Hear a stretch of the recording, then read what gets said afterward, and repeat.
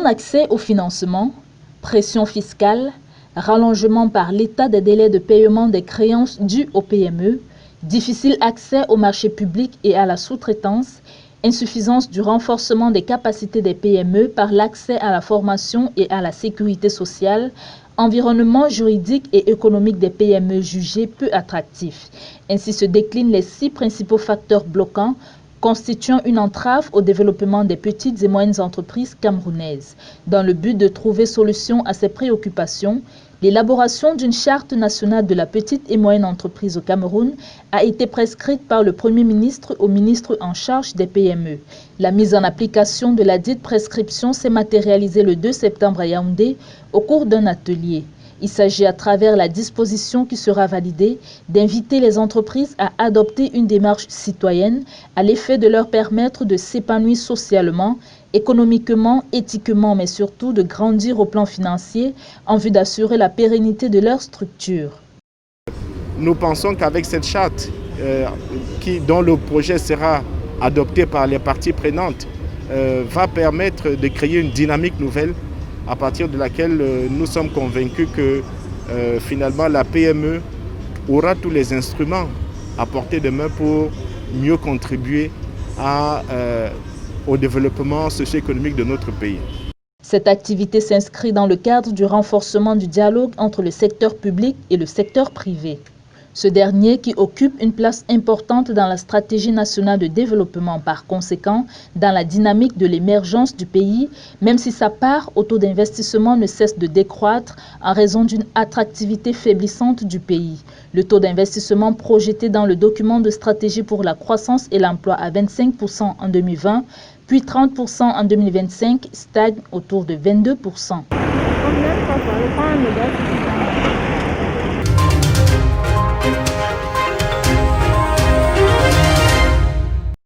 Elle est désormais aussi claire que l'eau de roche, la répartition des sièges des conseillers régionaux et leur catégorie dans les 56 départements que compte le Cameroun.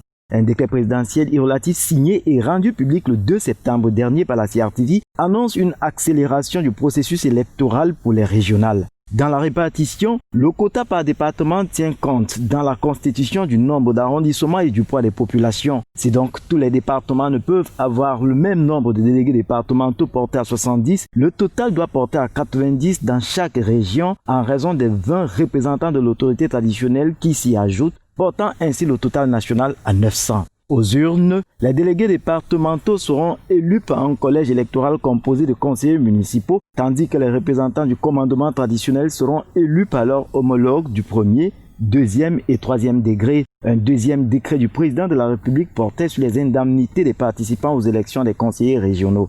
Dans le cas de la région du littoral, le Mungo compte 19 délégués de département et 5 chefs traditionnels, le Nkam, 6 délégués de département, 5 chefs traditionnels, la Sanaga maritime 15 délégués de département, 5 chefs traditionnels et le Vouri 30 délégués de département et 5 chefs traditionnels portant un total à 90.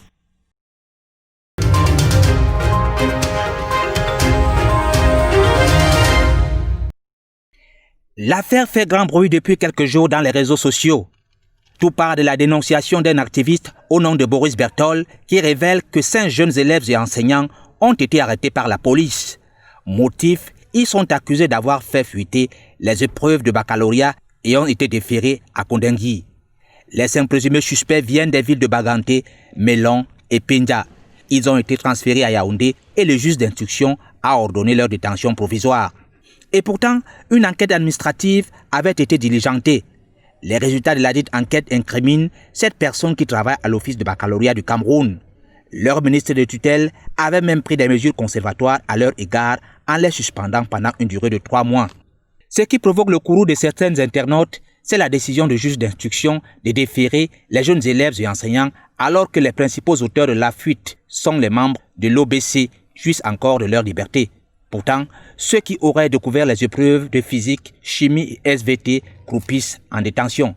Rappelons pour éviter tout amalgame que la détention en question est légale mais pose un problème de méthode. L'affaire suit son cours, espérant que les auteurs du baccalauréat GATE 2020 seront punis conformément à la loi.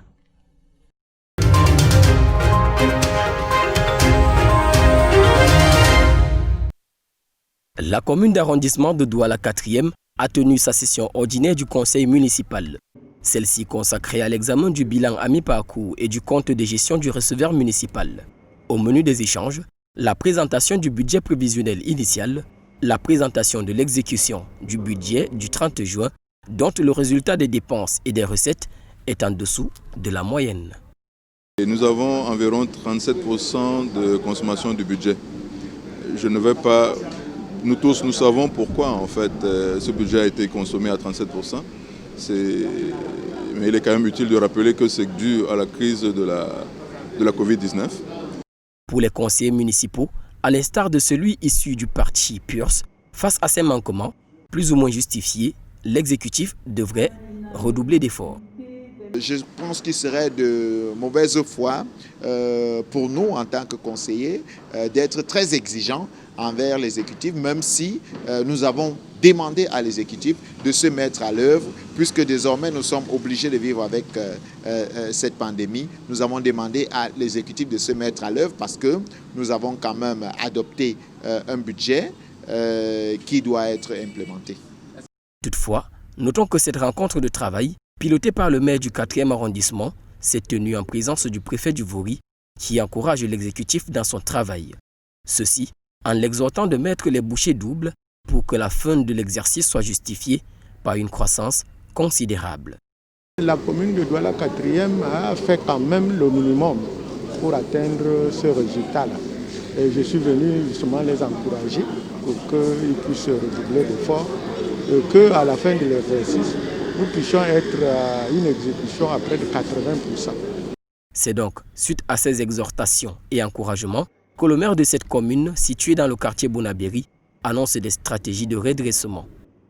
Durant le second semestre, nous allons donc user de toutes les stratégies, et d'ailleurs nous avons recommencé à user de toutes les stratégies pour que nous puissions donc consommer ce budget, comme l'a dit le préfet, au moins à hauteur de 80%.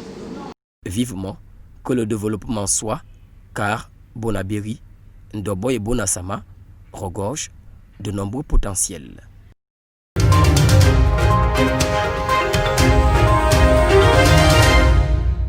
En pleine saison de pluie, il est très important pour les conducteurs de mototaxi de disposer d'un parasol afin de maximiser les revenus. Cet instrument de travail protège aussi bien les clients que le conducteur contre les intempéries. Il se trouve que cet accessoire ne présente pas que des avantages. On suppose que tu veux peut-être surpasser un camion qui est en train de rouler, qui esquive peut-être un trou comme le genre aussi. Donc, en allant, si tu ne prêtes pas attention, le camion peut accrocher le parapluie et tu te retrouves même en bas du camion. De ce fait, certains mototaximens ont choisi de ne jamais s'en servir. Il y a trop d'accidents ici avec le parasol. Donc comme il y a un peu de l'eau qui pleuvoit là, nous ne peut pas attacher le parasol. D'autres par contre n'osent pas s'en séparer. Ils optent donc pour plus de précautions. Si déjà il y a au moins ces deux motos devant toi qui ont le même parapluie que toi-même, il faut donc y calculer la roue de la moto et encore calculer la hauteur du parapluie pour ne pas aller accrocher le derrière de l'autre. Ici à Douala, quand tu n'as pas le parapluie, tu ne peux pas travailler exactement. Ici, il y a la pluie, tu vois, non? Le choix de la plupart des clients porte sur les motos à parasol. Ils sont peut-être ignorants du danger que cela peut représenter. Quoi qu'il en soit, tout le monde est appelé à plus de prudence.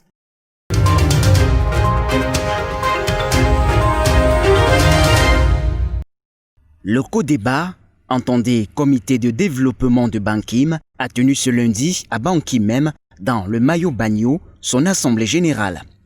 Après la levée des couleurs, des travaux statuaires ont pris le relais, toute la Dream Team des élites Ticars, concentrée au sein du co-débat, avait des buts précis. Relancer les activités de cette association, fédérer des efforts pour le développement de leur localité. Au cours des travaux, un bureau a été mis sur pied par élection consensuelle qui a vu l'arrivée de M.